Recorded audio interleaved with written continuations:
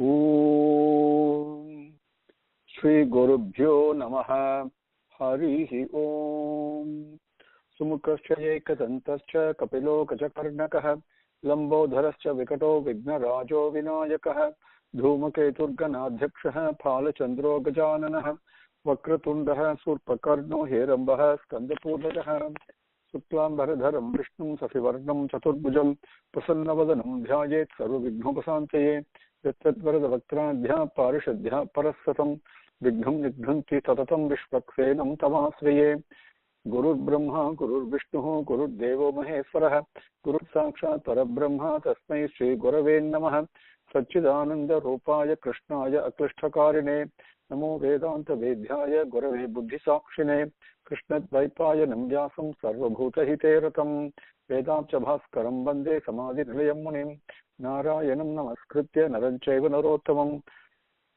Devim Saraswati Vyasam Tato Jayamudirayet. Now, Swami's grace, let us continue.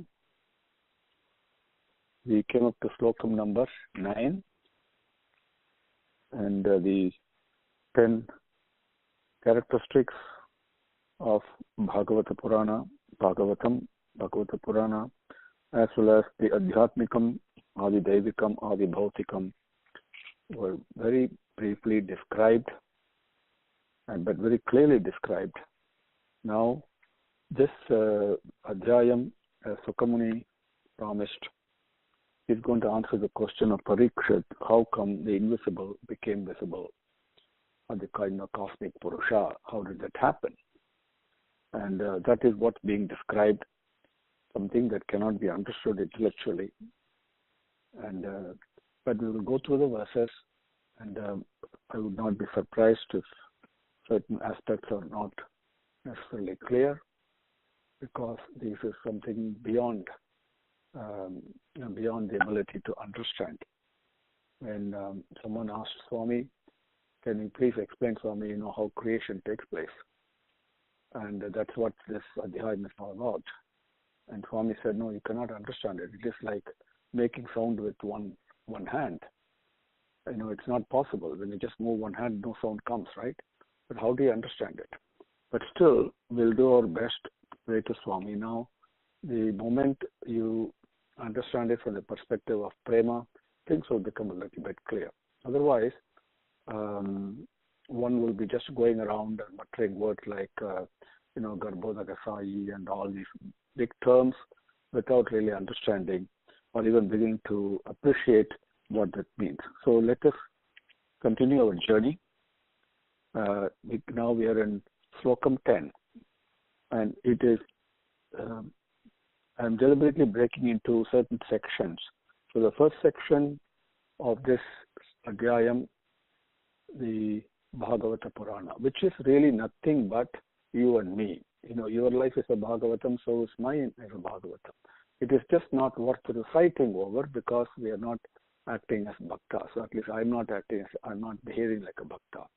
But all the 10 lakshanams, the characteristics that are mentioned that relate to a Bhagavatam, are all very much present in each and every one of us. All the 10 characteristics, if you just analyze it, personalize it. Then Adhyatmikam, Adidevikam, Adibhautikam are also present in our life. In my life, they are very much present. So it is a personal story. When it becomes divine itself, when I conduct myself in a divine way, then my life becomes a Bhagavata Purana. Please understand it that way. So personalize it, because then only we can begin to touch the next 5 slokas from 10 to 14, which is what we will take up with this grace. Now this talks about the very first primal desire. Okay.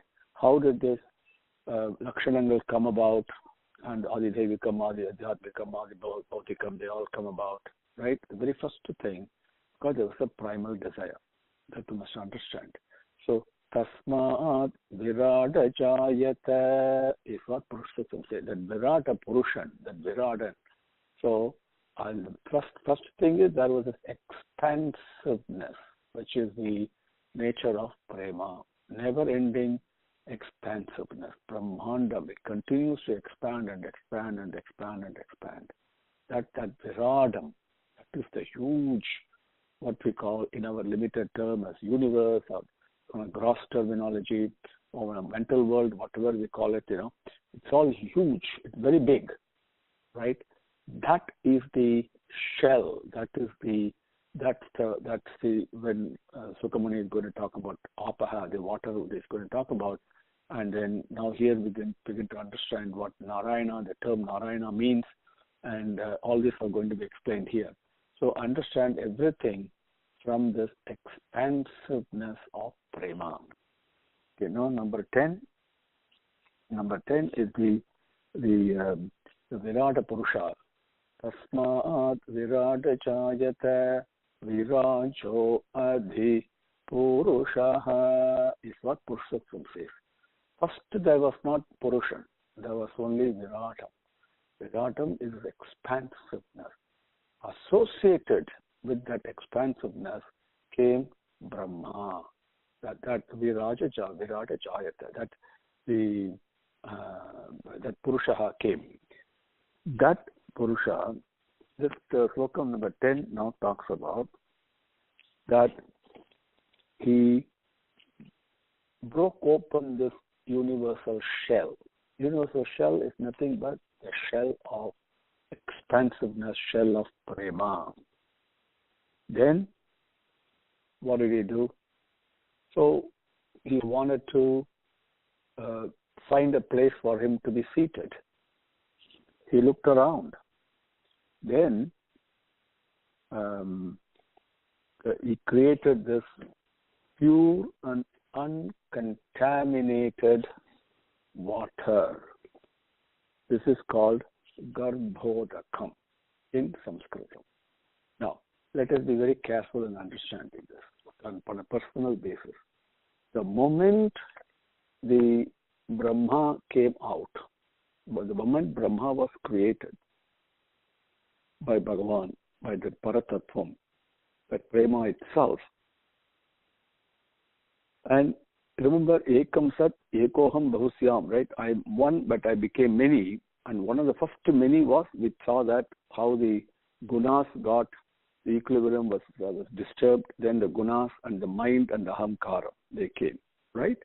Now the Purusha, the first embodiment of love, which we call as Brahma, came. The moment Brahma came, remember, he had a mind. The moment there is a mind, and he also had ahamkaram, so that was already there before him. Then, the moment ahamkaram comes, ahamkaram is not pride.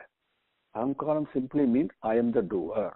I have to do something, right? I did this, I will do it. That kind of a feeling of the doership is what ahamkaram is. So, because of the doership feeling that he had, and the mind that he had, the mind is nothing but bundle of desires. His desire was, what should I do? That itself is a feeling of separation. Please understand that.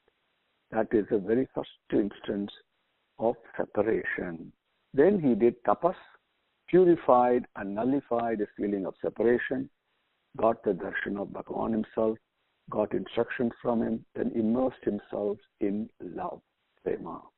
Then he said, I will do as a nishkama karma, which is without desire, just be an instrument in your hand and carry out the action of creation that you have delegated to me, you have asked me to do. Right? That is what we saw, all that. Now, the beauty is, when a bhakta and Bhagavan interact, even though the bhakta does not have a feeling of separation like Sukha was, right? But tears come pouring out of his eyes. We have covered this many, many times. Those tears are extremely sweet. That is Garbha Udakam, Garbhodakam. That Garbham is prema. Out of that Udakam means to come out of it. Coming out of this is this water. What is this water? Not ordinary water. This is the tears of separation, sweet water. This is what we call as Ksheerasagara. Okay? And this sweet water comes because of yearning and feeling of separation, full of love and prema is what it is. So that is what this slokam first talks about. Okay? Purushaha andam vinirbiddhya yada asau saha vinirgataha atmanah ayanam anvichanna apaha asrakshite suchihi. Now, ayanam is very important. Okay, we'll go over that word by word. Purushaha andam vinirbiddhya yada asau saha vinirgataha atmanah ayanam anvichanna apaha asrakshite suchihi. Okay. Now, the andam means, in our word, the universe, the prapancham. Okay. Purushaha, this Purusha, andam, the universe, vinirbiddhya, he made it, he created it. Yada, how or when, asau, at that time, when he was doing that, saha, he, vinirgataha, he came out of atmanaha by himself, and ayanam, he was lying down on apaha, on water, anvichanne, with desiring to do something, desiring to asrakshite, to create, suchihi, the most pure creation. Suchihi, the purity of this creation that he made is actually coming, the purity of that purity of the universe is Bhagavan himself, Suchihi, Prema. So put it in a very simple way. Prema, which is by nature, is only expansive, right? And then, this is not a joke. When I've been repeating to you what I learned from Swami directly, otherwise I cannot understand any of these things I'm telling you. I'm sharing with you. It's impossible to read the Sanskrit things and trying to make sense. You will never understand. And the moment Bhagavan himself teaches, it becomes clear. So, I'm love, Prema Swarupa. I created myself in order to love, give love, and receive love. That's all, as simple as that. That is the reason the creation took place. Because of that, everything came out of Prema. But the feeling of separation has already arisen. That Purushaha, whom the creative job has been given, right? That is Brahma. He needs to seek himself. He needs to find a place. So what did he do? That's asau. So he needs to find saha vinirgataha. He came out. Then atmanaha ayanam apaha. Atmanaha apaha ayanam. And there's Bhagavan, who is now lying down, reclining on this water, this water of love, this prema, this ocean of prema, which is pouring out from this entity, this Purusha. Purusha means one with the body. Okay, that has been separated from its original thing. And yearning to become one and not wanting to be separate, that yearning, the tears come out. That tear is the ocean of Ksheerasagaram on which Ayanam lying down. Okay, Bhagavan is lying down. Praying to him, Asrakshita Anvichanna and Suchihi. Anvichanna, Suchihi Asrakshite. He created the most pure creation itself. Suchihi, because the purity of that creation is Bhagavan himself, which is Prema, which is Suchihi, the one that gives purity to the pure. That is Suchihi. Pavitram, Pavitranam cha, as Sahasranamam says. So that's the very first thing that happened, how Brahma came out. Purushaha andam vinirbiddhya yada asau saha vinirgataha atmanah ayanam anvichanne apaha.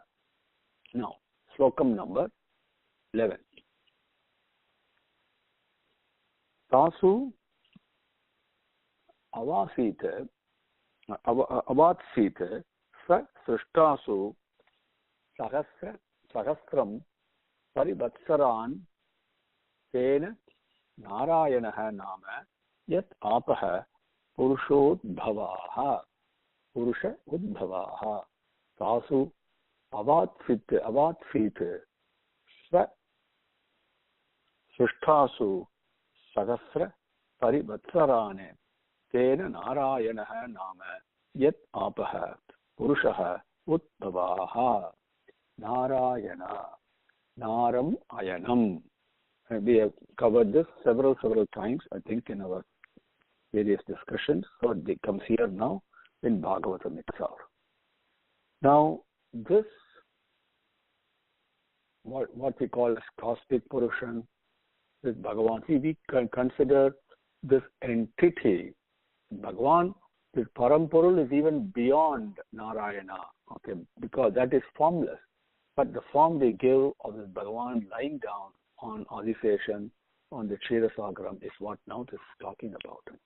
So that cosmic person, he down several thousand years in those cosmic waters, by the waters also created by himself only. That is through Brahma, the waters have been created. And the cosmic Purushan, therefore, is called Narayana. Narayana. Why? Because as a human being, I can conceive of God only in another human form. I may give it some extraordinary superhuman shapes and characteristics and all that, but it has to be fundamentally a human. It has got to have hands, it's got to have a face, it's got to have a mouth and legs and all that, the same way I'm used to it, thighs and waist and that kind of stuff. Otherwise, I'm not able to relate to it, right? So the Supreme Person is not something academic, it's not something theoretical, it's not something out there somewhere. He's very much, very much, I am part and parcel of him. So he is definitely a Nara. Nara means he is a person. Because I am a person, my God is also a person. Now, the water that came out of the yearning of separation, the prema, the ocean of prema, the Kshetrasagaram, that is called Naram. Naram means water, because it comes out of a Nara. Therefore, it's called Naram. Now, because this cosmic Purusha is lying down on this water, Ayanam means resting, lying down. Therefore, it's called Nara Ayana. Naram Ayanam is Narayanam. Okay? So that is what, when we say Sriman Narayana, that is the etymological significance of this.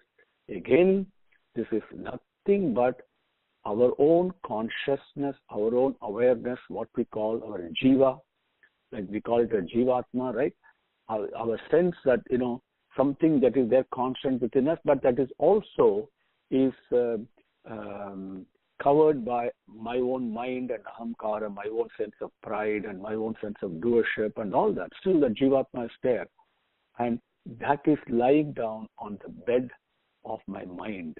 The ocean that's lying down is nothing but the tears of prema that I give, then that Narayana is present in that Kshetrasagaram.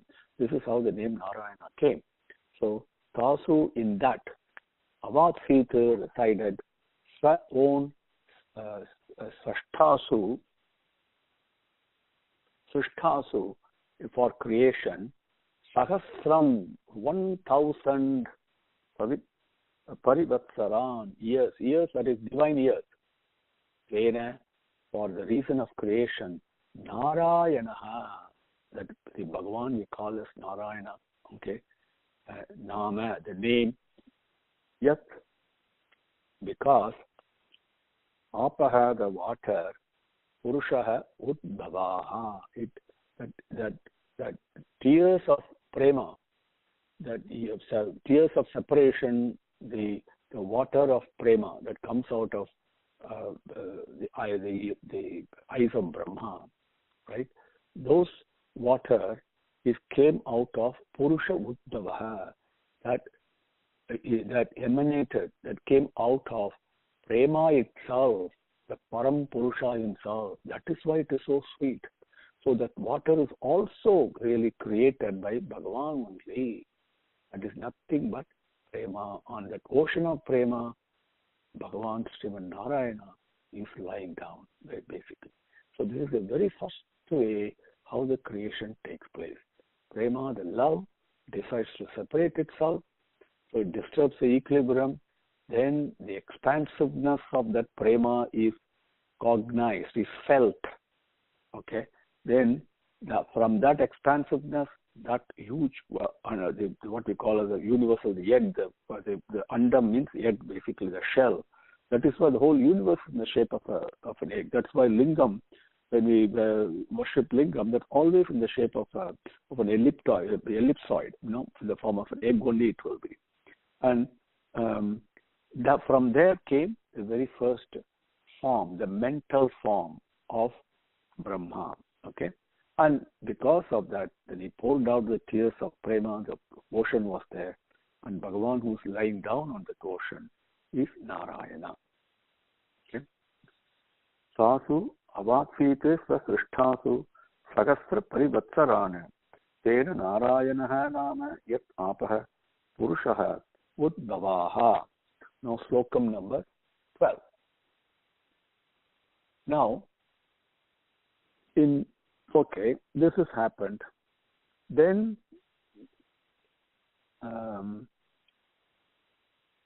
for creation to take place, Bhagavan has now given the order, the instruction, as well as the teaching, what to do as well as how to do it. Everything has been taught. Now, next we need the materials of creation. We need various causes. Why should creation take place? Because fundamentally common, fundamentally the desire for loving, from love only the creation takes place.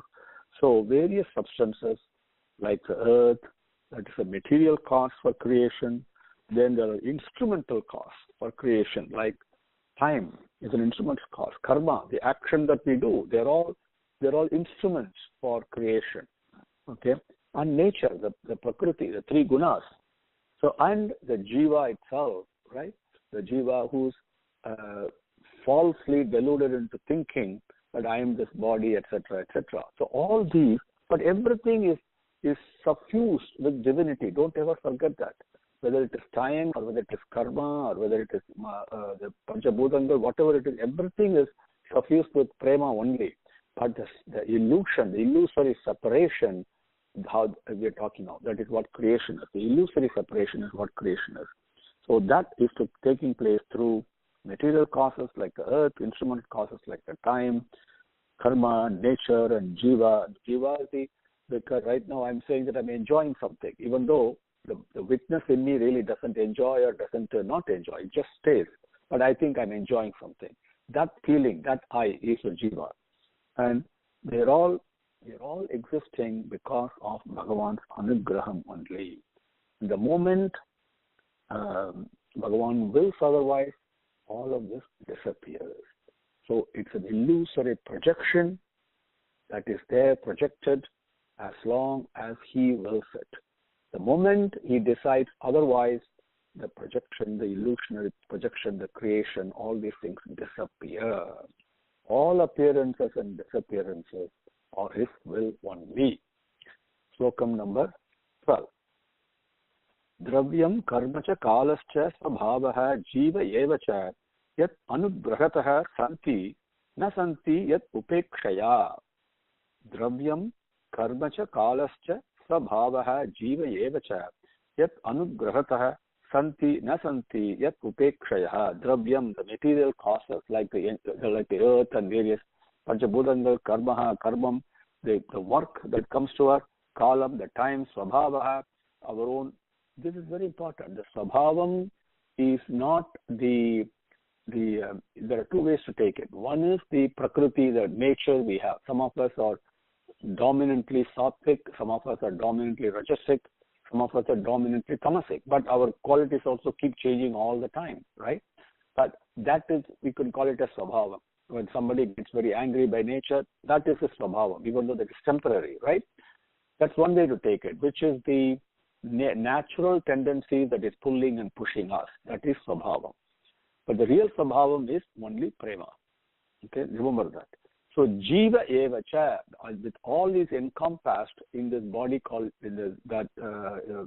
encompassed in this thing called body, and the resident in that, the jiva, okay, which falsely and deludedly thinks, I am this body, I am this mind, I have to do this, I am the doer.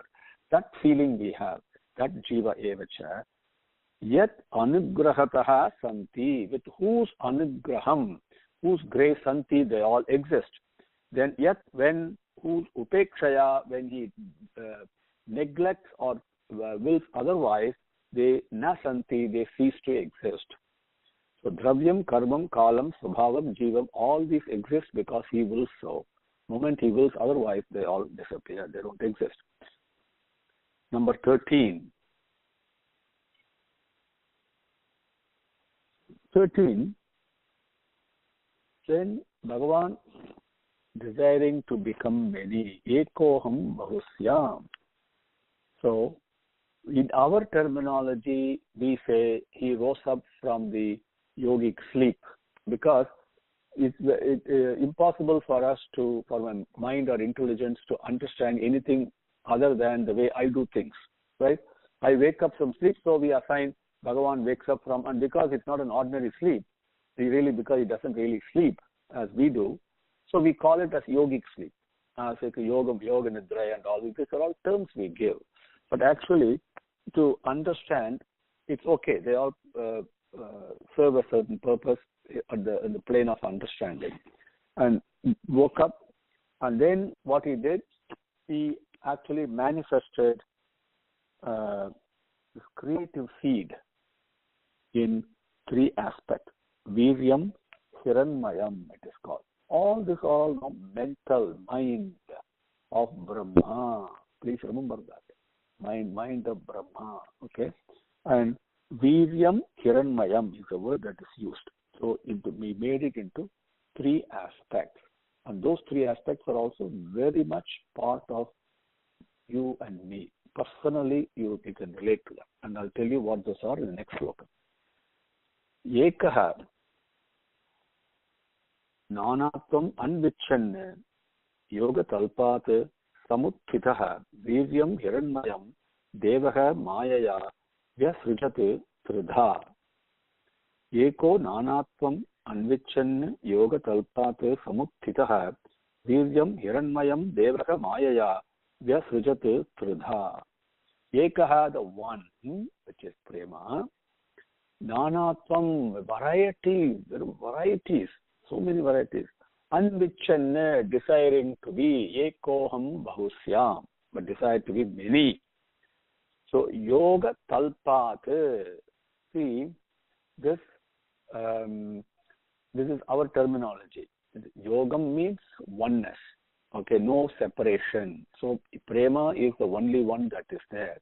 And from there, it is not a slumber, it is not a sleep, but from the state of that oneness, we can keep it like that. From the yoga talpate, from the state of oneness, samuttitaha, created, generated. What did it do? Viryam hiranmayam, very important. See, anytime you come across viram and all that, absolute independence, not depending on anything else, that is viram. Okay, and dhairyam is courage. That is different. Viram means you're absolutely not dependent on anything else. You're only on your own self that you depend upon. No, Bhagavan, what does he depend upon? Nothing, because he is a support for everything else. So he is viryam. Hiranmayam, the golden hue. That is why everything in the universe, even our imagination, whatever we think, there is always an effulgence of golden hue in them. Okay, and the viryam with that. With its own potency, that the svabhavam of prema itself, so from the state of oneness and using its own svabhavam, devaha mayaya, then I created, it projected. Maya means illusion. When an object projects something like a hologram, for example, right? We all know that hologram is a projection. That's exactly what's happening. And when from prema, from the state of oneness, it projected itself in the form of a hologram, so to speak. That is that Maya. Okay? And the projection taking place is golden hue in color. And then Vyasrijat. Srijam means to create. Vyasrijat means perfect creation. Creation is perfect. The Prakriti, the world is perfect, the universe is perfect.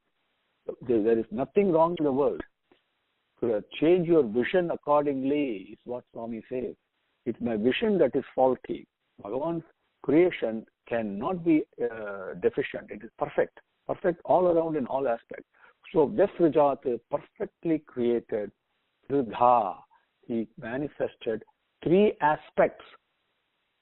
This is very important. So the prema, from the state of oneness, and projected three different aspects, three different manifestations, put it that way, okay? Three different manifestations. Every one of them is being perfect, is perfection itself. To put it in a very colloquial, crude way, I think then you can understand it, okay? So, Ekaha Nanatvam Anvichanna Yoga Talpat Samuttitaha Vedyam Hiranmayam Devaha Mayaya Jasrujat Tridha. And then the number 14, what are those three manifestations? They are Adi Dhaivam Atha Adhyatmam Adi Bhutam Iti Prabhuhu Ata Ekam Paurusham Viryam Tridha Amidhyata Tat Srunu. Adi Dhaivam Atha Adhyatmam Adibhutam or Adhibhutam Iti Prabhuhu Atha Ekam Paurusham Viryam Tridha Abhidhyata Tat Srunu Adidhaivam. Now, these three are going to be explained in greater details in the next two slokams. But within our own body, again remember, I see an object. The object that I see, that object is Adibhautikam. Okay? Now, what is in me that sees it? Not my eyes. There is a power behind the eye.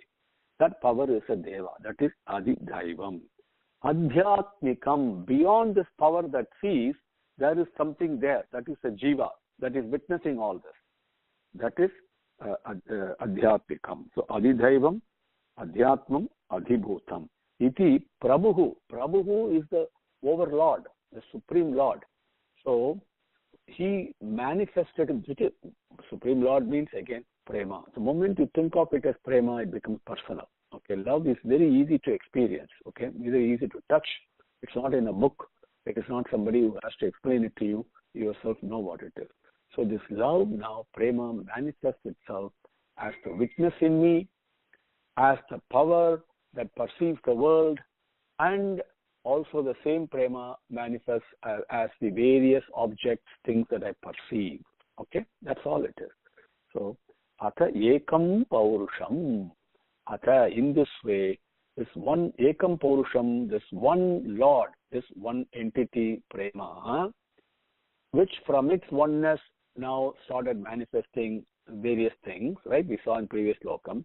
In this way, Atha, in this way, Ekam Paurusham, this one entity Paurusham that is present in a body, Viryam, with its own self-potency, this own Svabhavam, the most powerful thing in the world is prema only. There's nothing that's more powerful than that. With its own Viryam, own Tridha, in three, Abhidhyata, manifested. It is not divided. You cannot divide prema. Impossible. Okay? It's impossible to do. Can you cut air with a knife? It's not possible. So, but it manifests in different ways. The same thing shines in different ways. So, abhidhyata, it manifests. That, how did it do it? How that happened? Srunu, hear it from me, is what Sukha Muni is telling Parikshit. So, this one entity, prema, from the status of oneness, because it decided to separate itself from itself, to give love and receive love, because that is its nature, from its state of oneness, it manifested the creation, the manifest. In that process, it manifested three aspects. And those three aspects are the witness in me, the power within me that operates all my senses, right? All the five senses through which I perceive the world. And the things that I perceive in the created world, the same prema is present in them. Okay. How did it happen? Is Adidaivam, Adibhautikam, Adhyatmam. The details of that now I will tell you here from me. Is what the slokam says. Okay. Adidaivam ata adhyatmam adibhutam iti prabhu ata ekam paurusham. This one entity, Vidyam, with its own self-potency, its own power, its own immeasurable power. Sruddha, in three ways, abhidyata, manifested, that sunu, hear from me.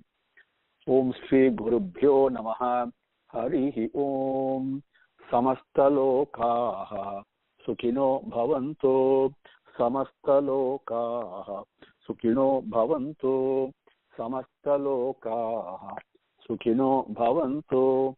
Om Sante Sante Santihi. Harihi Om. Shri Gurubhyo Namaha. Harihi Om.